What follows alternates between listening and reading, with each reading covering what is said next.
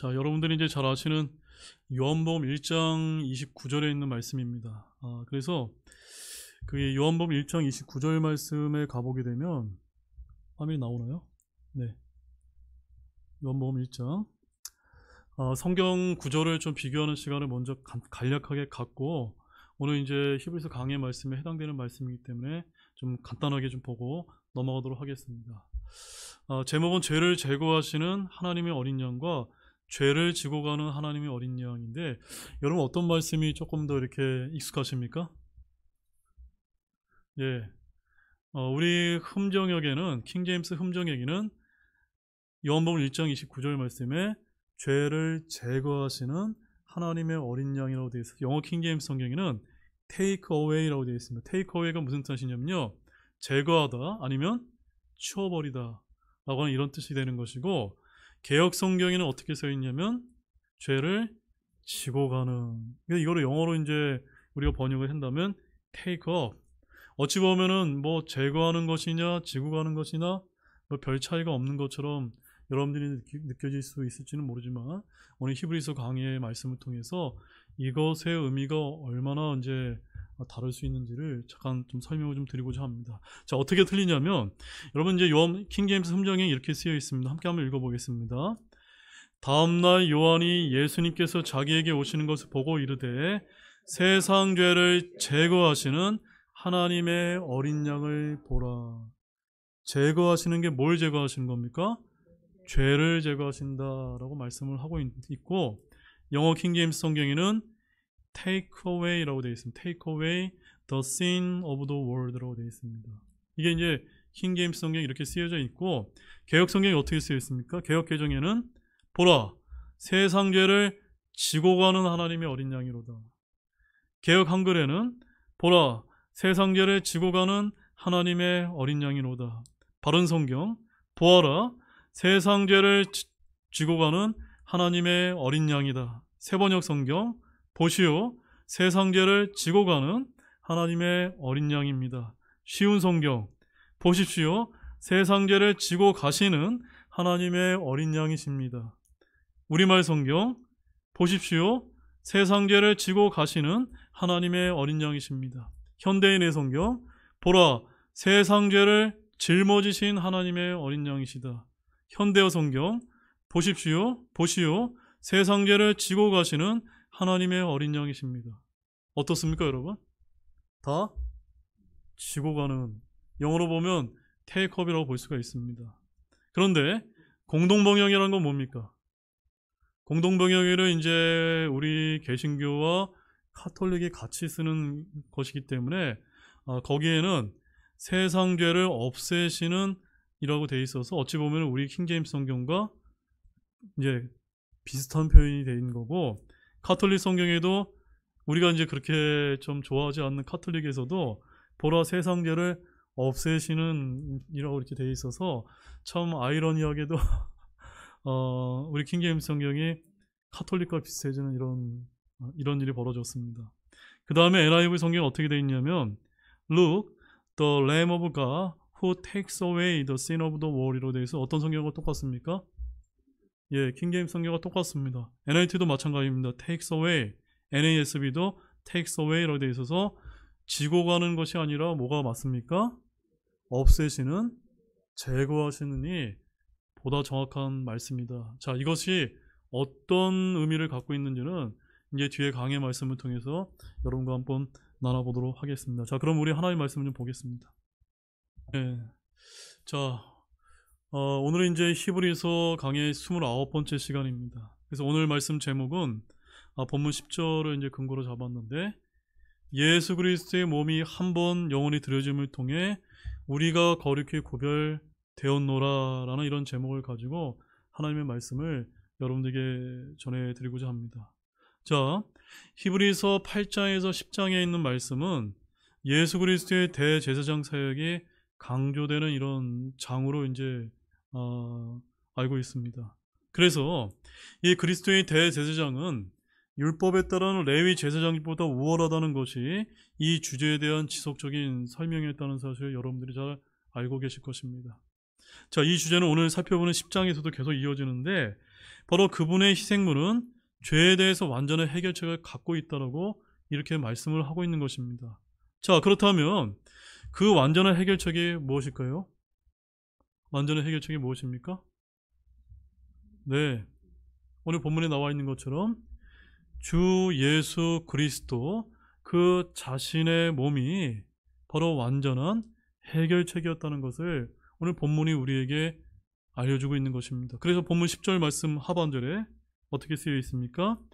예수 그리스도의 몸이 한 번 영원히 드려짐을 통해 우리가 거룩히 구별되었노라. 여러 번 드려진 것이 아니라 딱 한 번 영원히 예수 그리스도의 몸이 저와 여러분의 죄를 위해서 드려져서 우리가 구원받게 되었다라고 말씀을 하고 있는 것입니다. 바로 이렇게 히브리서의 핵심 내용은 우리 주 예수님께서 영원한 대제사장이라는 것입니다.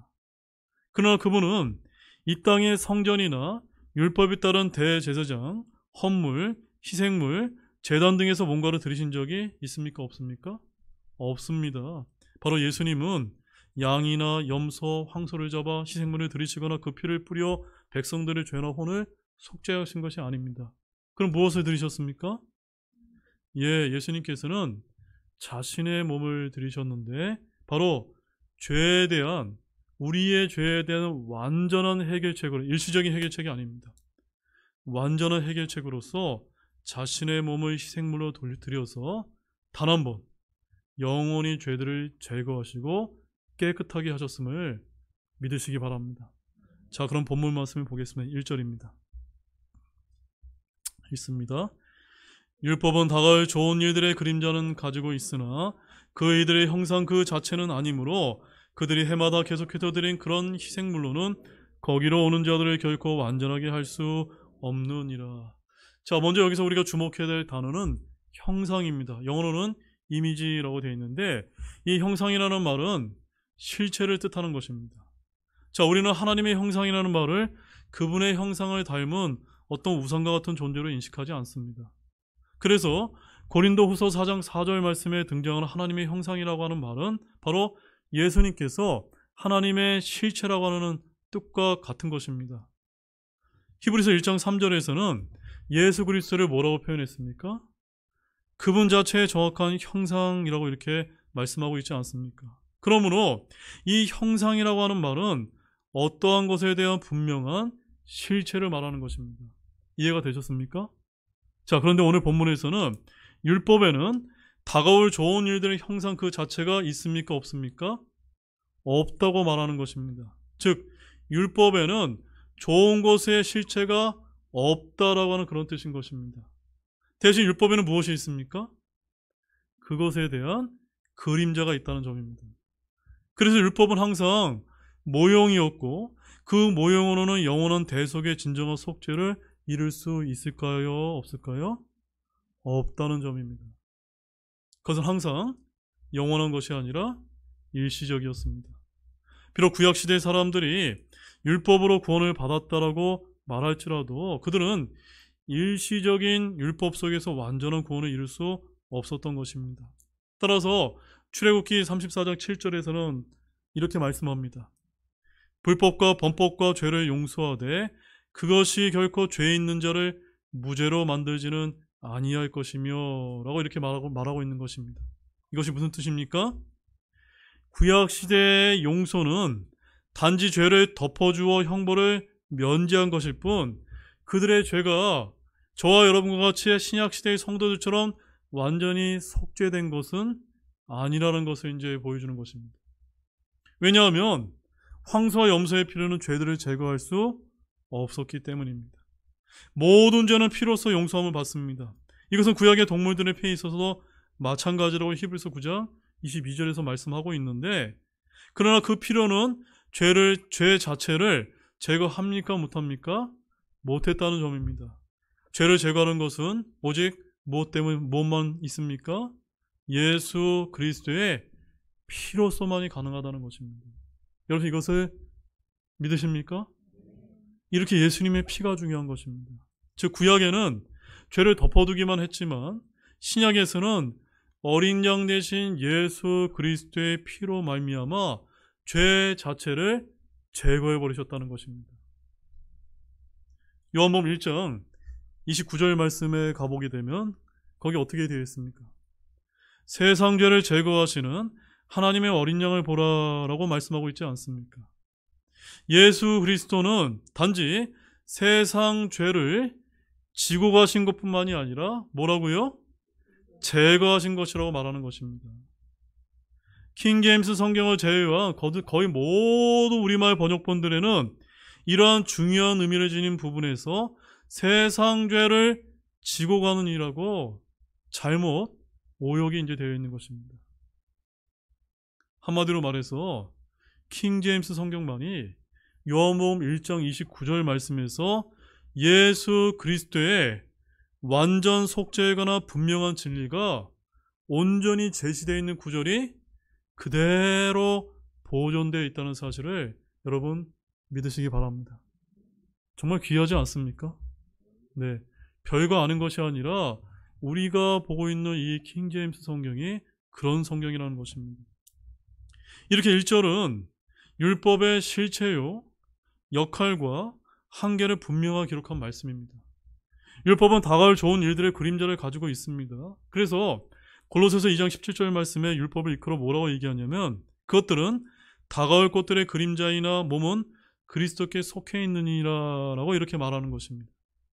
율법은 다가올 것들의 그림자입니다. 율법은 의롭고 선하고 영적인 것이지만 그것은 뭐에 불과합니까? 그림자에 불과하며 그 일들의 형상 자체는 아니라는 점입니다. 그래서 우리는 율법 아래 있지 않고 율법에 대해 죽었고 율법에서 구출받은 것이 아닙니까? 율법은 다가올 좋은 일들의 그림자는 가지고 있다는 말은 몸의 할례는 그리스도의 할례의 그림자요, 성막과 성전은 성령이 거하는 우리 그리스도인의 몸의 그림자라고 하는 그런 뜻이 되는 것입니다. 또한 안식일은 주의 첫날의 그림자가 아니라 혼의 안식의 그림자인 것입니다. 유월절 어린 양은 예수 그리스도의 그림자입니다. 또한 구약의 제사장들은 우리 신약의 영적인 제사장이요 왕가의 제사장의 모형이며 그림자가 아닙니까? 구약은 신약의 모형이며 예표요 그림자인 것입니다. 자, 그런데 본문은 다가올 좋은 일들의 그림자라고 과거형으로 되어 있습니까? 미래형으로 기록되어 있습니까? 미래형으로 기록되어 있는 것입니다. 구약의 율법은 앞으로 다가올 것들의 그림자라는 것입니다. 지금 무슨 말씀이냐면 구약의 율법은 언제 그 실체가 드러나는 겁니까? 천년왕국에서 예수님께서 이 땅을 육신을 입고 오셔서 다스리는 그 천년왕국에서 드러날 실체의 그림자인 것입니다. 그림자에 불과한 구약의 율법은 형상 그 자체가 아니기 때문에 그들이 해마다 계속해서 드린 그런 희생물로는 거기로 나오는 자들을 결코 완전하게 할 수 없다고 말씀하고 있는 것입니다. 그래서 이런 히브리서의 진리는 바로 히브리서의 대상인 히브리인들이 반드시 알아야만 했던 진리였던 것입니다. 바로 히브리인들에게 율법은 그들의 신앙이요 삶의 전부가 아니었습니까? 그 율법에 대해서 히브리서 7장 19절 말씀을 가보시죠. 7장 19절 말씀에서 뭐라고 앞부분에 얘기되어 있냐면 이는 율법은 아무것도 완전하게 하지 못하였으나 라고 이렇게 말하고 있는 것입니다. 근데 히브리인들은 어땠습니까? 지금도 히브리인들의 신앙 고백서를 보게 되면은 거기에 어떻게 기록되어 있냐면 우리는 율법이 완전함을 믿는다라고 이렇게 이제 기록되어 있다고 합니다. 히브리서 기자는 반복해서 뭐라고 얘기합니까? 율법이 연약하고 불완전하고 아무것도 완전하게 하지 못하며 그림자에 불과한 것이다 라고 계속해서 강조를 하고 있는 것입니다. 그럼 우리를 완전하게 하는 것은 무엇입니까? 그것은 바로 주님께서 가져오신 더 나은 소망인 것입니다. 자, 히브리서 7장 19절 하반절 한번 읽어보십시오. 우리 연결해서 7장 19절 보겠습니다. 이는 율법에 속한 19절 다시요. 이는 율법은 아무것도 완전하게 하지 못하였으나 주께서 더 나은 소망을 가져오심은 완전하게 하였기 때문이라.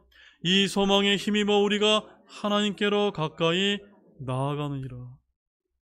말씀 어렵지 아니하시죠? 여러분 구약 시대에 어땠습니까?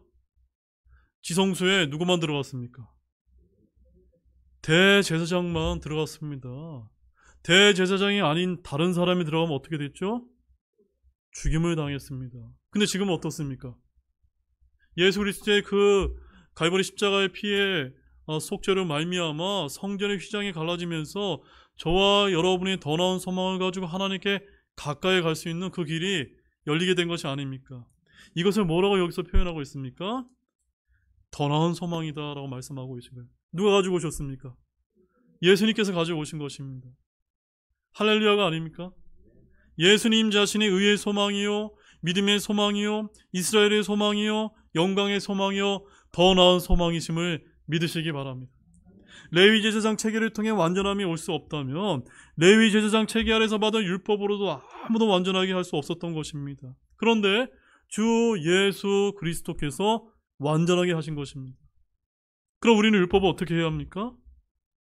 율법이란 그림자를 통해서 그저 실체를 보고 배움을 얻고 훈계와 경고를 받아야 되는 것입니다. 왜냐하면 율법이 증언하고 인도해주는 주 예수 그리스도를 믿어야 하기 때문인 것입니다. 본문 2절을 보겠습니다. 읽겠습니다. 그럴 수 없었더라면 경배하는 자들이 한 번에 깨끗하게 되어 더 이상 죄들을 의식하지 아니하였을 것이므로 그것들을 드리는 일이 중단되지 아니하였겠느냐. 그럴 수 있었더라면 이 말은 율법을 통해서 완전해질 수 있었다면, 율법이 완전함을 줄 수 있었다면, 율법에 따라 계속해서 동물의 희생물을 드림으로 나오는 자들이 완전해졌더라면 경배하는 자들이 한 번에 깨끗하게 되어서 더 이상 죄들을 의식하지 아니하였을 것이다 라고 하는 그런 뜻이 되는 것입니다. 그런데 그런 일은 결코 있습니까? 없습니까? 없다라고 말씀하고 있는 것입니다. 율법의 한계와 무익함과 연약함을 날카롭게 지적하는 그런 말씀인 것입니다. 본문 3절입니다. 그러나 그 희생물들에는 해마다 죄들을 다시 생각나게 하는 것이 있나니. 자, 율법에 따라 드리는 희생물은 그것들을 들고 나와 경배하는 자들의 죄들을 제거하거나 경배하는 자들을 깨끗하게 하거나 죄들을 의식하지 않도록 해주는 것이 아니라 뭐라고 표현하고 있습니까? 해마다 죄들을 다시 생각나게 하는 것이다 라고 말씀하고 있습니다. 짐승을 잡아 죽이며 그 피를 흘릴 때 그 사람은 죄들을 더욱더 의식하게 되고 생각나게 만든다는 것입니다. 희생물을 들 때 죄책과 죄의식은 더욱 생생하게 살아나게 된다는 것입니다. 따라서 율법의 기본 기능이 무엇일까요? 율법의 기본 기능은 죄를 알게 되고 죄가 되살아나게 하며 죄인들을 정죄하고 속박하게 하는 기능을 하게 되는 것입니다. 여러분 로마서 3장 20절 말씀 보십시오. 로마서 3장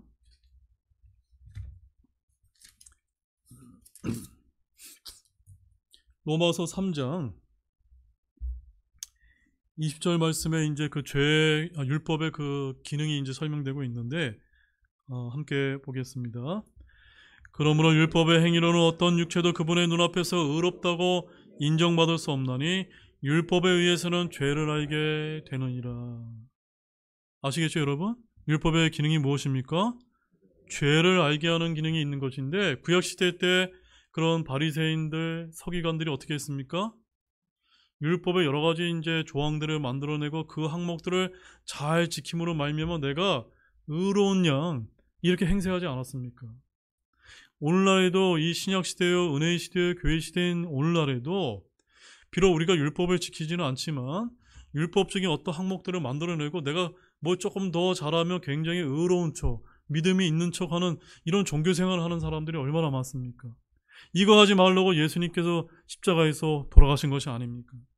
율법으로는 죄를 알게 되니라는 말씀대로 율법은 죄를 덮어주고 없애주는 것이 아니라 죄를 알게 해주는 것입니다. 우리는 본성의 법이요 양심과 생각 속에 기록된 마음의 법으로 죄를 알 수 있지만 율법이라는 이런 기록된 말씀이 주어지지 아니하면 결코 알 수 없는 죄도 많이 있는 것입니다. 율법으로 말미암지 않고는 죄를 죄로 알지 못하는 것들이 있다는 점입니다. 율법은 죄를 알게 해주고 죄를 더욱 죄가 되게 해주는 것입니다. 로마서 7장 가보십시오. 로마서 7장 9절 말씀에 가보시게 되면 거기도 흥미로운 말씀이 기록되어 있는데,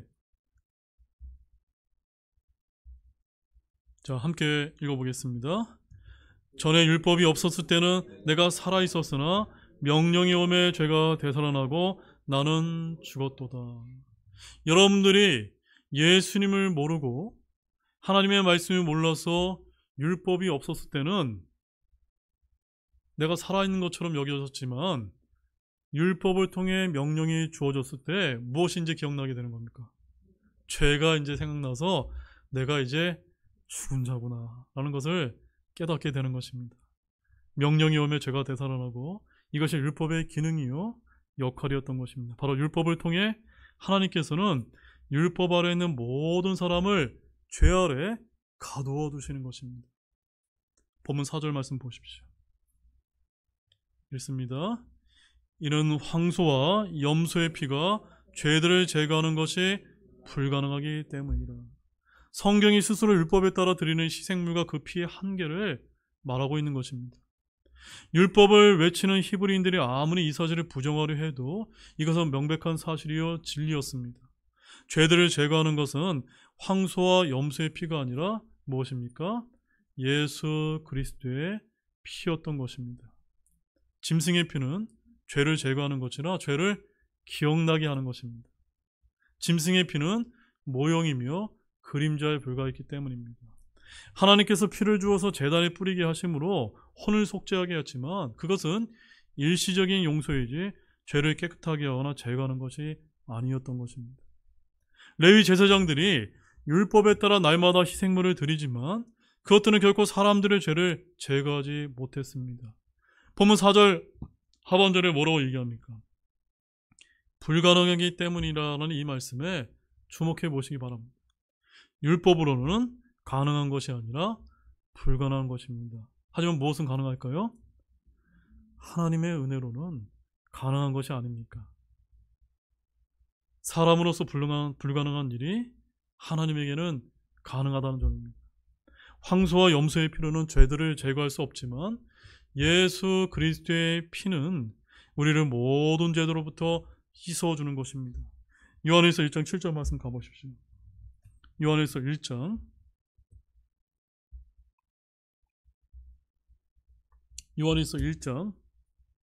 7절 하반절에 가보게 되면 거기 이런 말씀이 기록되어 있습니다.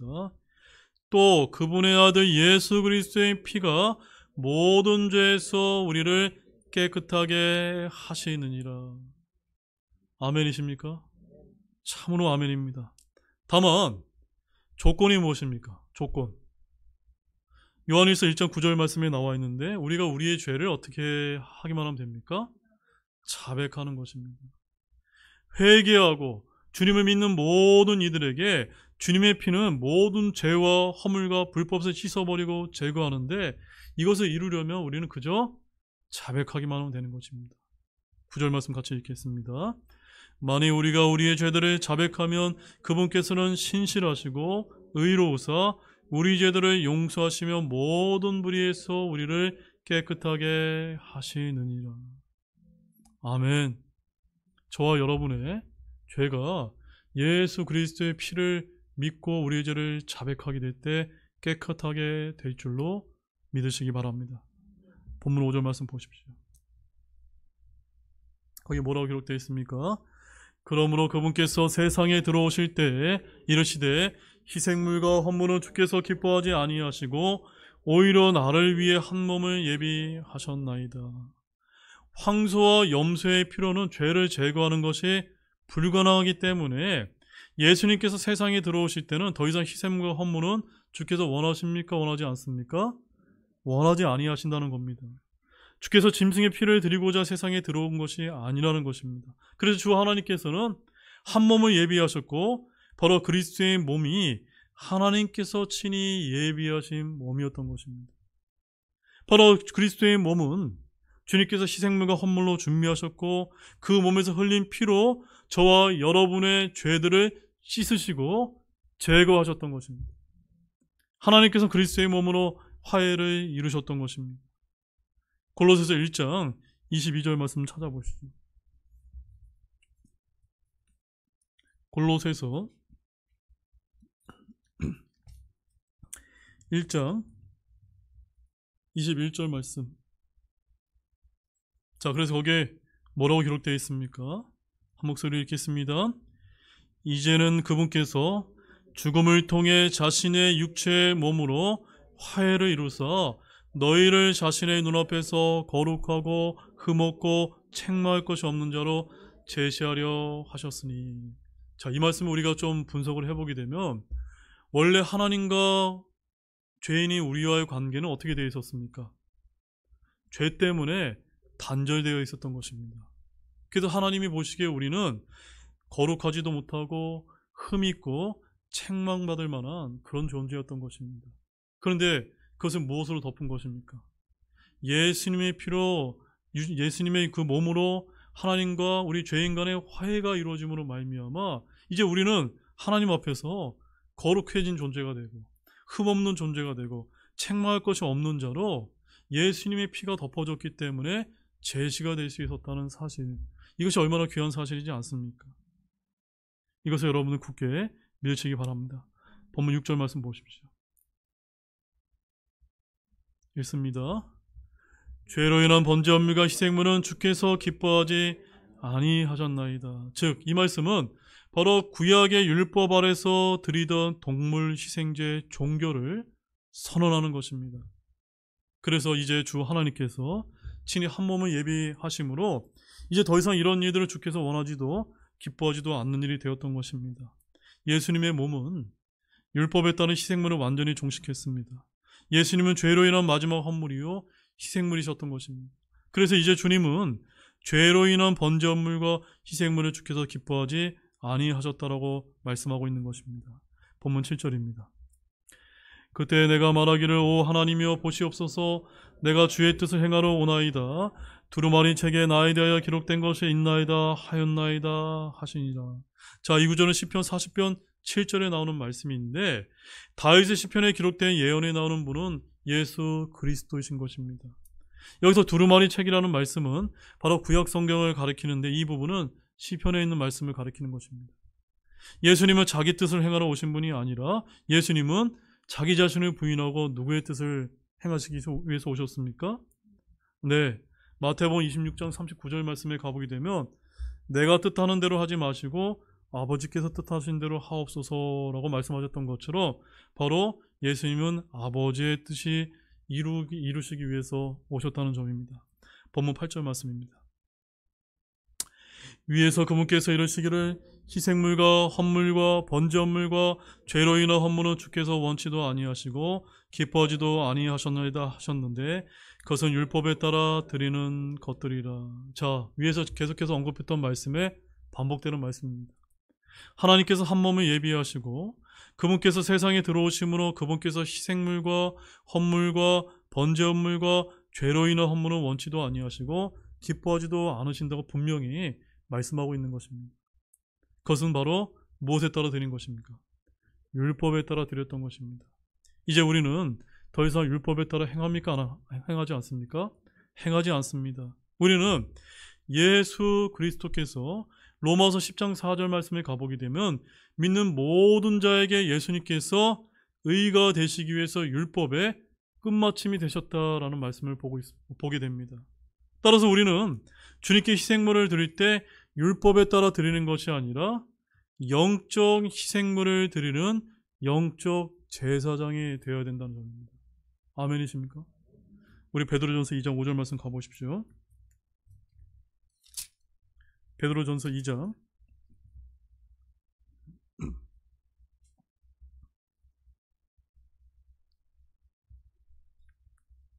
베드로전서 2장 5절 다 찾으셨으면 우리 한 목소리 읽겠습니다.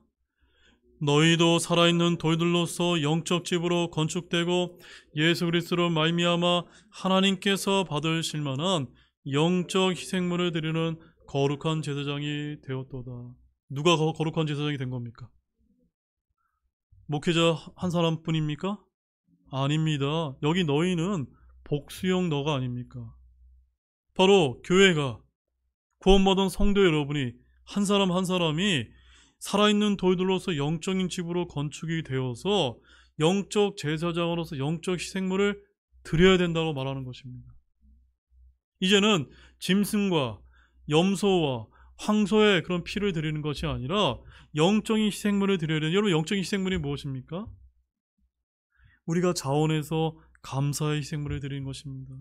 자신의 몸을 살아있는 희생물로 드리고 찬양의 희생물을 드리는 것이 아닙니까? 그래서 우리가 주일 예배 때마다 우리가 와서 우리의 물질도 드리고 찬양으로 봉사하고 지체를 사랑하고 하나님의 말씀으로 우리가 경배를 올리는, 이것들이 다 바로 우리가 드려야 되는 영적인 희생물인 것입니다. 또한 교회에 나왔을 때뿐만이 아니라 우리가 삶의 현장에서도, 집에서나 가정에서나 또 직장터에서도 우리는 영적인 제사장으로서 하나님이 기뻐하신 영적인 희생물을 드려야 된다고 말씀하고 있는 것입니다. 본문 9절 말씀입니다. 읽습니다. 그 뒤에 그분께서 이르시기를 오 하나님이여 보시옵소서 내가 주의 뜻을 행하러 오나이다 하셨으니 그분께서 첫째 것을 제거하심은 둘째 것을 세우려 하심이라. 자, 이 말씀은 조금 어려운데 이것은 이런 뜻입니다. 예수님께서 이 땅에 육신을 입고 오심은 자기 자신을 희생물로 드리기 위함인데, 이를 일컬어서 뭐라고 얘기했냐면 내가 주의 뜻을 행하러 오나이다 라고 이렇게 이제 말한 것입니다. 즉 주님께서 자신의 몸을 희생물로 드린 것은 예수님 자신의 뜻이 아니라 누구의 뜻인 것입니까?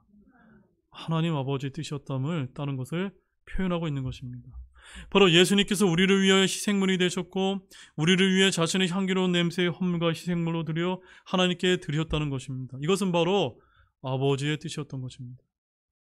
바로 율법에 따라 드리는 희생물, 헌물은 더 이상 없는 것입니다. 이것을 뭐라고 표현하냐면 그분께서 첫째 것을 제거하시면 둘째 것을 세우려 하십니다.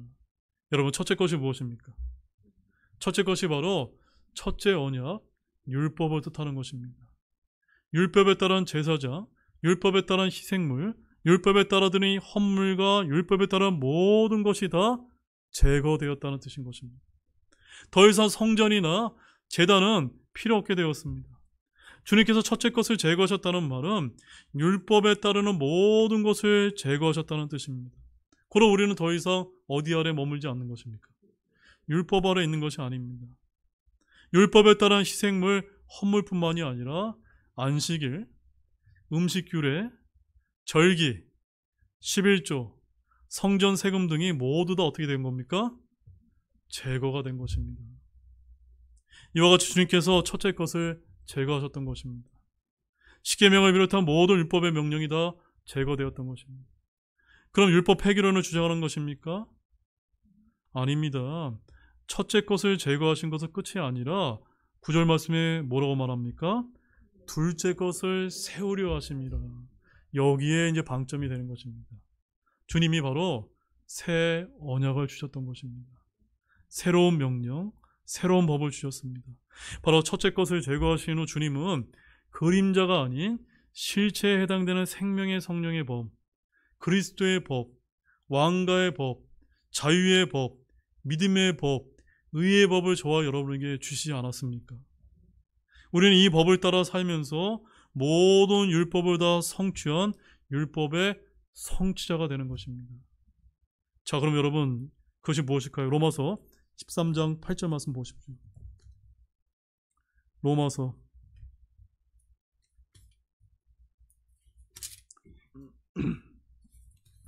13장. 자, 새로운 법이 우리에게 주어져 있습니다. 그러면 그것이 무엇일까요? 로마서 13장 8절 말씀 함께 읽겠습니다. 서로 사랑하는 것 외에는 누구에게든지 어떤 것도 비치지 말라. 다른 사람을 사랑하는 자는 율법을 성취하였느니라. 여러분 다른 사람을 사랑하십니까? 그렇다면 여러분 그리스도에 의해서 주어진 새로운 명령에 따라 율법을 성취하신 것입니다. 10절 말씀 보십시오. 사랑은 자기 시작 사랑은 자기 이웃에게 해를 끼치지 아니하나니 그러므로 사랑은 율법의 완성이니라. 여러분 율법을 완성하기를 원합니까? 다른 데 있는 것이 아닙니다. 자기 이웃에게 해를 끼친 것이 있다면 지금이라도 여러분 가서 용서를 구하시고 그것을 다시 사랑으로 덮으시길 바랍니다. 그렇게 해서 그리스도께서 이루신 율법을 완성하시기 원합니다. 갈라디아서 5장 14절에 이렇게 말합니다. 온 율법 이것, 즉 너는 내 이웃을 너 자신과 같이 사랑하라 하신 말씀 안에서 성취되었느니라 라고 말씀합니다. 바로 주님께서는 이와 같이 첫째 것을 그냥 두시고 둘째 것을 세우신 것이 아니라 첫째 것을 제거하시고 둘째 것을 세우셨다는 것을 믿으시기 바랍니다. 자, 마지막 본문 10절입니다. 함께 읽겠습니다. 바로 이 뜻에 의해 예수 그리스도의 몸이 한 번 영원히 드려짐을 통해 우리가 거룩히 구별되었느니라. 아멘. 이제 예수님께서는 아버지께서 더 이상 원하지 않고 기뻐하지도 아니하시는 동물 희생제와 짐승의 피와 율법에 따라 드리는 것들을 제거하시고 자신의 몸을 향기로 헌물과 희생물로 하나님께 드리셨다는 말씀입니다. 죄들을 제거할 수 없는 희생물을 해마다 드린 제사장들은 이제 더 이상 죄로 인한 헌물을 드리지 않아도 되는 것입니다. 율법에 따라 날마다 서서 섬기던 제사장들은 더 이상 성전으로 출근하지 않아도 되는 것입니다. 그런데 지금 우리 한국 땅에 교회가 아니라 이 예배당은 성전이라고 부르는 데는 또 뭡니까? 성전에서 섬기던 모든 사역이 끝이 난 것입니다. 더 이상 제단의 피를 뿌리지 않아도 됩니다. 율법의 끝마침이 되신 예수 그리스도를 말미암아 율법에 따라 행해진 모든 일이 끝이 난 것입니다. 바로 이 뜻에 의해라는 이 말씀은 하나님 아버지의 뜻으로 사람이 되어 자신의 몸을 들이셨다는 것을 뜻하는 것입니다. 바로 예수 그리스도의 몸이 단 한 번 영원히 드려짐을 통해서 저와 여러분의 죄들이 깨끗하게 제거되었고 저와 여러분이 거룩히 구별되었음을 굳게 믿으시기 바랍니다. 이제 결론의 말씀을 드리겠습니다. 여러분, 예수님께서 드리신 것은 양과 염소가 아닙니다. 또한 돈이 아닙니다. 또 주 예수님께서 드리신 것은 자신의 땀과 노력과 정성이 아닙니다. 주 예수님께서 드린 것은 자신의 몸이었습니다. 자신의 몸, 바로 생명을 희생물로 내어놓으셨습니다. 자, 그렇다면 누구를 위한 것입니까? 네, 바로 본문 10절의 표현처럼 우리가 거룩히 구별되도록 하기 위한 것이 아닙니까? 여기 우리가 누굽니까? 바로 저와 여러분이 아닙니까? 바로 우리의 구원을 위해서 예수님께서 자신의 몸을 드리신 것입니다. 여러분, 율법에는 사람을 드리는 규례가 있을까요? 없을까요? 없습니다. 하나님 그런 분이 아니십니다. 어떤 대제사장도 자기 자신을 드리지는 않습니다. 그러나 무궁한 생명의 권능에 따라 대제사장이 되신 예수님께서는 자신의 몸을 희생물과 헌물로 드리셨다는 것입니다. 참으로 우리는 십자가에서 자신의 몸을 드려 우리를 거룩히 구별해 주신 주 하나님께 감사와 영광을 돌리기를 원합니다. 기도하고 마치겠습니다.